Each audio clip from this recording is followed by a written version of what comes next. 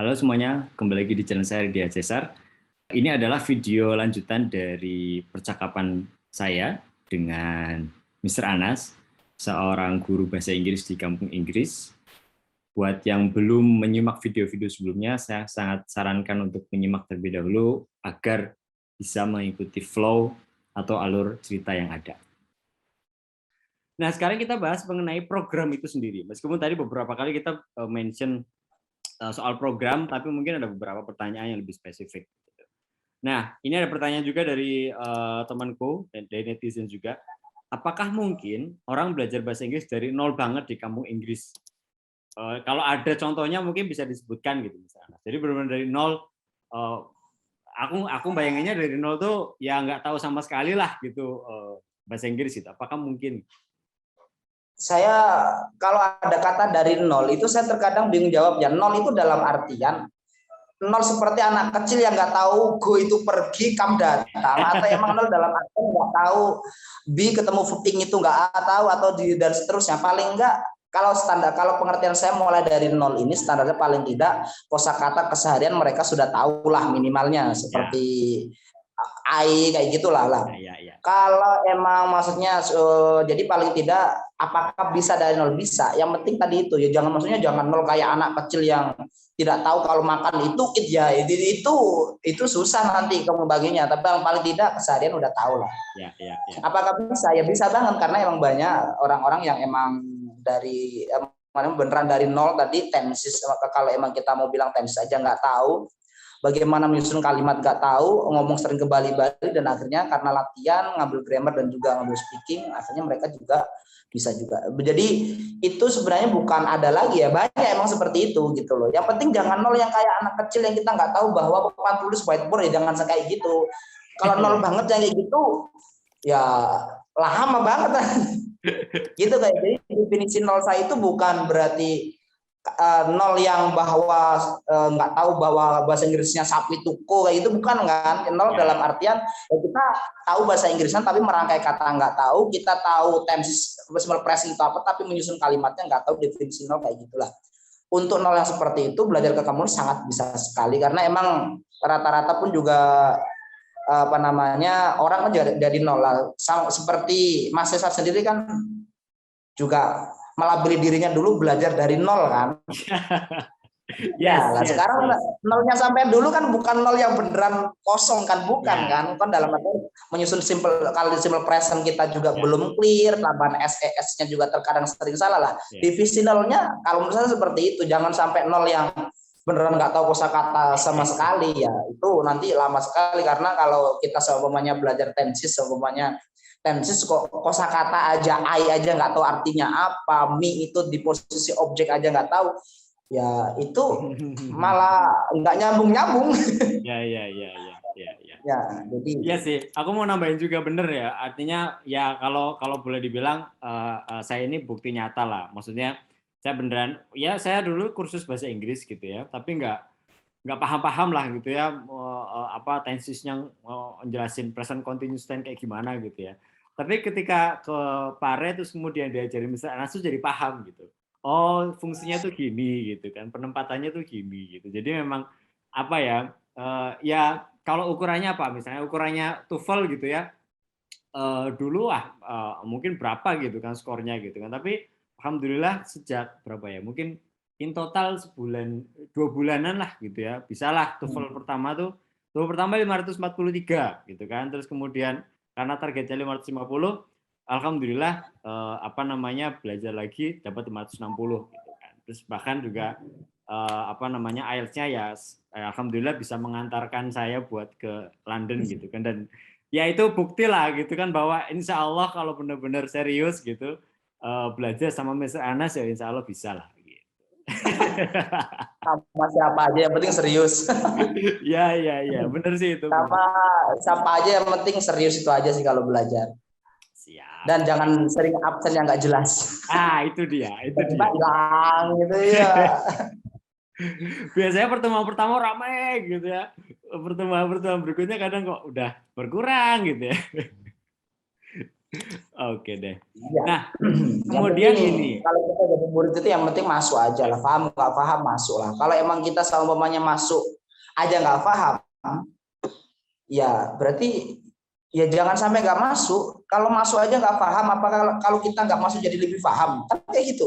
ya, Intinya ya. harus selalu masuk aja kalau dalam Sama ini, belajar. Mister, aku tuh kan memaksa diri untuk nyatetin setiap yang ditulis kan di papan tulis. Dan itu ternyata ketika beres kursus dibaca lagi ya, oh ini maksudnya gitu. Dan itu sampai sekarang aku kadang masih sering pakai gitu kan. Bahkan aku bawa sampai ke Bekasi gitu kan.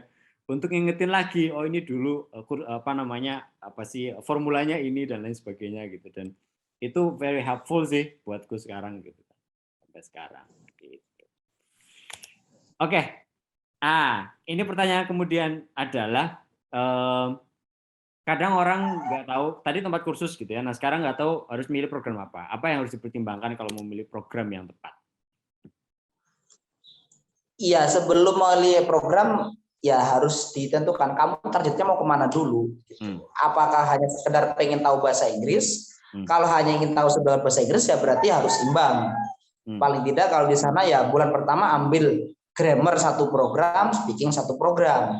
Okay. Tuh, tapi atau kalau emang mau fokus ke TOEFL atau ke IELTS ya berarti bulan pertamanya harus berkaitan dengan grammar-grammar yang akhirnya mengarah ke TOEFL atau IELTS itu sendiri. Kalau untuk speaking ya berarti ambil program speaking. Jadi target dulu sih, maksudnya pengen tahu bahasa Inggris atau kamu punya target. Kalau kamu pengen tahu ya berarti speaking grammar kamu imbangin. Tapi kalau untuk apa namanya untuk ke TOEFL berarti ya program-program yang sekiranya mengarah ke membantu TOEFL itu apa aja itu yang harus kamu ambil. Kalau ini speaking interview kerja berarti speaking ya berarti kamu harus tahu oh ini berarti harus speaking kamu level berapa berarti itu program yang harus kamu ambil seperti itu. Jadi kalau mau speaking target dulu yang harus ditekankan mana yang ingin kamu capai baru kamu bisa menentukan program apa yang tepat untuk kamu. Kalau kita tidak tahu target dari diri kita, ya kita nggak akan tahu program apa yang tepat gitu sih. Berarti targetnya dulu ditentukan ya, baru. Iya harus pengen tahu, hanya pengen tahu bahasa Inggris atau ada target TOEFL atau IELTS-nya. Udah itu aja. Oke. Nah kemudian nih berkaitan dengan itu gitu ya, apa namanya pertanyaan yang sering banget ditanyakan gitu ya. Orang yang mau apa namanya baru mau belajar gitu kan, itu kan kadang bingung. Maksudnya dia pengen bisa bahasa Inggris, cuman bingung mau grammar dulu atau speaking dulu. Karena kan setahu ada perbedaan ini nih mazhab nih kan. Ada orang yang menganggap speaking dulu gitu ya. Yang penting kamu bisa ngomong terus nanti grammarnya dibenerin. Ada orang yang grammar dulu nanti speakingnya apa namanya belakangan. Nah mana dulu nih yang harus diambil, Mister? Kalau pengalaman saya ya, untuk setiap orang punya pengalaman lah ya. Kalau kebetulan saya juga punya banyak teman yang backgroundnya speaking juga speaking dulu, habis itu fokus ke grammar juga baik-baik aja. Kalau untuk saya juga grammar dulu, ke speaking juga speakingnya biasa aja.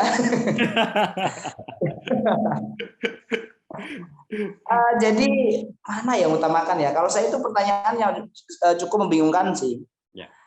Kalau saya sih lebih tepatnya kalau yang tipenya kalian hanya ingin tahu bahasa Inggris, pengen tahu bahasa Inggris, saya lebih setuju speaking dulu sih. Maksudnya karena orang itu kelihatan pembelajaran bahasa Inggris itu sukses itu kalau speakingnya lancar gitu loh.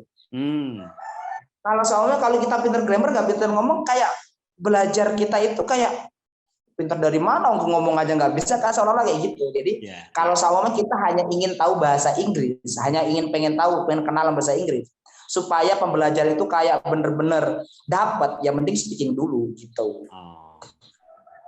Kecuali kalau mau TOEFL atau IELTS, berarti ngambil grammar dulu. Ya, mau nggak mau emang harus itu.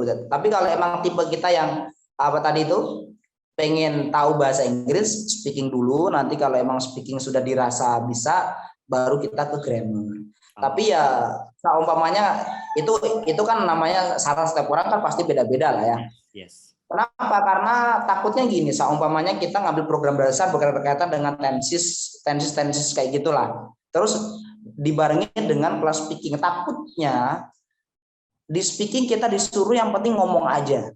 Pokoknya ngomong aja. Sedangkan di grammar kita disuruh hati-hati. Akhirnya bentrokan. Mereka akhirnya nggak jadi ngomong. Jadi ini Jadi ketika mau ngomong diem dulu menikmati gitu. Jadi menikmati ini mau ngomong pakai tenses apa jadinya malah bingung. Nah, kalau kalian tipenya yang bisa benar-benar memisahkan dua ideologi itu untuk sementara waktu, ya udah ambil dua-duanya nggak masalah. Kalau saya grammar berarti harus taat peraturan. Ketika kalau saya speaking berarti saya harus ngawur. Udah kayak gitu, maksudnya harus ngomong dulu lah. Ya kalau emang bisa menjalankan dua ideologi grammar speaking yang secara bersamaan, ya udah ketika speaking awal-awal ya, maksudnya kalau emang tingkat speaking lanjut kan pasti grammar digunakan, nggak, tapi kalau untuk speaking awal-awal dasar ya udah kita kan ngomong dulu aja, ayamku juga gak masalah, yang penting kita ngomong dulu baru nanti lama kelamaan pun juga kerasa kalau dia salah. Iya. Kayak gitu. Jadi kalau emang bisa dua-duanya, kalau emang nggak bisa ya speaking dulu aja baru grammar, supaya pembelajaran yang kalian lakukan itu benar-benar bisa terlihat gitu. Oke. Oke, cool. Iya sih, aku juga merasakan sih. Aku orang yang produk dari belajar grammar dulu, baru speaking. Kadang sampai sekarang juga masih, aku juga kerja di perusahaan yang memang tiap hari ngomongnya bahasa Inggris, cuman kadang masih bingung juga. Bentar, ini past tense atau present ya? Gitu, waduh, kacau. Mungkin itu ini ya efeknya, cuman ya mungkin perlu it's a matter of time gitu kali ya. Aku produk grammar dulu baru speaking gitu, jadi mungkin gitu lah hasilnya. Sama dengan saya juga grammar dulu baru speaking. Kalau ngomong ya mikir dulu. Iya. Iya, jadi aduh, ya usah ya begitulah intinya. Oke ya, jadi teman-teman gitu, kalau tergantung kalau tadi aku mau rangkum, kalau mau bisa aja, yang penting bisa speaking dulu buat quick win, karena orang kalau bisa bahasa Inggris biasanya dilihat di speakingnya. Tapi kalau misalnya mau memang benar-benar TOEFL, IELTS gitu kan, kayak aku waktu dulu ke kampung Inggris, so ambil grammar dulu gitu kan, mungkin biar menguatkan fondasinya kuat, baru ngambil speaking belakangan gitu, sambil jalan gitu sih. Oke. Nah ini mungkin tadi juga sudah dibahas ya, gimana caranya mendaftar program di era pandemi. Ini konteksnya ini ya, Mister, konteksnya kalau dia mau datang ke kamu Inggris physically. Maksudnya intinya boleh nggak langsung ke kampung Inggris atau via online atau gitu? Kalau ke gimana ini maksudnya? Maksudnya kalau kita daftar langsung ke lembaga gitu? Ya. Apakah aku sekarang udah bisa, yang penting semua lembaga udah punya sosmednya, kemudian kita daftar di situ, atau kita tetap harus datang ke lembaga kursusnya physically, kemudian daftar di sana, atau gimana? Untuk pendaftaran ya seperti tadi itu, maksudnya untuk pendaftaran kan kita bisa lewat sosmed dulu, transfer. Lah ketika datang kita hanya butuh memberikan, kalau untuk sebenarnya nggak era pandemi aja sih, dari dulu ya sama saja untuk proses pendaftarannya, cuma ya bedanya tadi sekarang itu pakai rapid test kalau emang itu. Jadi kalau via online udah, jadi kita transfer via online, setelah datang ke lembaga tersebut kita kasih bukti transfernya, ini bukti transfernya kayak gitu. Dan yang jelas bahwa itu kalau daftar langsung di lembaganya boleh ya, boleh juga gitu. Yang penting ketika daftar saja kita nggak perlu rapid loh ya. Yang wajib rapid itu ketika kita benar-benar sudah mulai memasuki kelas gitu. Umpamanya periode 10 gitu udah masuk, berarti ketika konfirmasi kedatangan kayak gitu harus, apalagi check in di campnya itu wajib menggunakan rapid tadi itu. Kalau untuk daftar namanya kita daftar periode 10 ya nanti kita harus daftaran sekarang nggak masalah, anggap aja sekarang tanggal berapa tuh? 8. Oh ya 8. Soalnya kalau emang sekarang kita daftar langsung check in masuk ke campnya atau itu ya udah rapid harus. Tapi kalau seumpamanya kalau kita daftarnya baru masih tanggal sekitar 25 atau tanggal 30 ya itu belum gitu. Oke, cool. Siap. Nah, ini pertanyaan terakhir, Mister. Ini ada teknis. Gimana cara belajar mandiri untuk tes IELTS? Kalau untuk IELTS, kalau untuk mandiri, untuk reading saya yakin bisa lah, reading, listening itu untuk mandiri pasti bisa, pasti semua orang tahu lah. Tapi kalau untuk writing, untuk mandiri kalau kita nggak punya dasar itu mending jangan. Ya. Karena di situ berkaitan dengan bagaimana membentuk kalimat. Membentuk kalimat itu grammar lah. Grammar itu umumnya orang itu membutuhkan guru. Kalau kita belajar kayak speaking mandiri, gimana cara memperlancarnya? Kayak kita kalau untuk terutama menurut saya listening sama reading itu benar-benar mandiri bisa lah. Ya. Tapi kalau untuk speaking kita butuh pembiasaan sama lawan bicara kita untuk memperlancar itu. Terus berikutnya lagi untuk grammar untuk writing terutama kita membutuhkan grammar yang sesungguhnya, dan saya kira kita harus beneran itulah intinya butuh guru lah. Jadi yang bisa mandiri itu menurut saya reading sama listening. Selain itu kita membutuhkan teman atau membutuhkan tutor pembimbing, guru pembimbing untuk menjelaskan grammar atau tata cara dalam menulis itu sendiri.